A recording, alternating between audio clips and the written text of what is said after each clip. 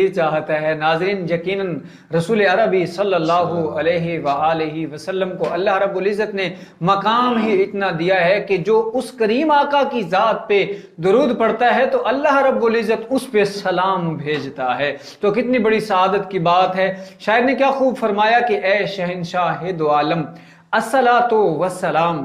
اے شہنشاہ دو عالم الصلاۃ والسلام، تاجدار دین و دنیا الصلاۃ والسلام، مومنو پڑھتے رہو تم اپنے آقا پر درود، مومنو پڑھتے رہو تم اپنے آقا پر درود، کیونکہ فرشتوں کا ہے وظیفہ الصلاۃ والسلام، کیونکہ ہے فرشتوں کا وظیفہ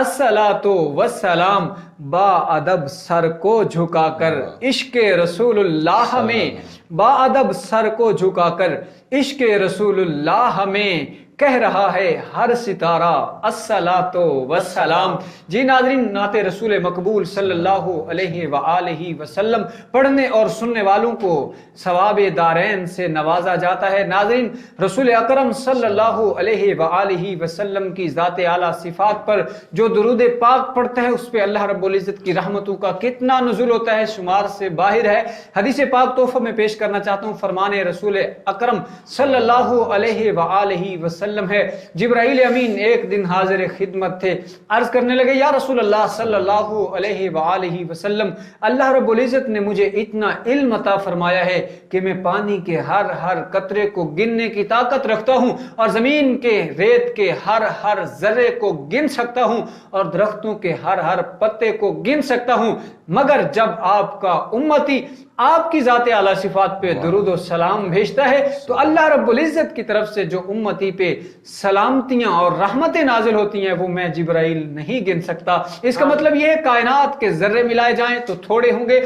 سارے درختوں کے پتے ملائے جائیں تو تھوڑے ہوں گے، پانی کے قطرات ملائے جائیں تو تھوڑے ہوں گے، جب درود و سلام پڑھتا ہے امتی تو رب کی رحمتیں جو نازل ہوتی ہیں سب سے زیادہ ہوتی ہیں۔ جو ناظرین کوشش کرنی چاہیے ہمیں کہ زندگی میں ہم یہ لازم بنا لیں کہ حضور علیہ السلام کی ذات اعلیٰ صفات پہ کثرت سے درود و سلام کے نذرانے پیش کرتے رہیں، چونکہ اللہ رب العزت نے جو شان اپنے پیارے حبیب صلی اللہ علیہ وآلہ وسلم کو عطا فرمائی ہے کائنات میں کسی کو اتنا مقام عطا نہیں فرمایا۔ جی ناظرین، رسول اکرم شفیع معظم امام الانبیاء صلی اللہ علیہ وآلہ وسلم کے صدقے سے کائنات بنی، اور اسی کائنات کو جب اللہ رب العزت نے حضور کے صدقے سے بنایا ہے تو پھر پوری کائنات حضور کے قدموں پہ نشاور فرما دی۔ جی ناظرین، آگے بڑھیں گے۔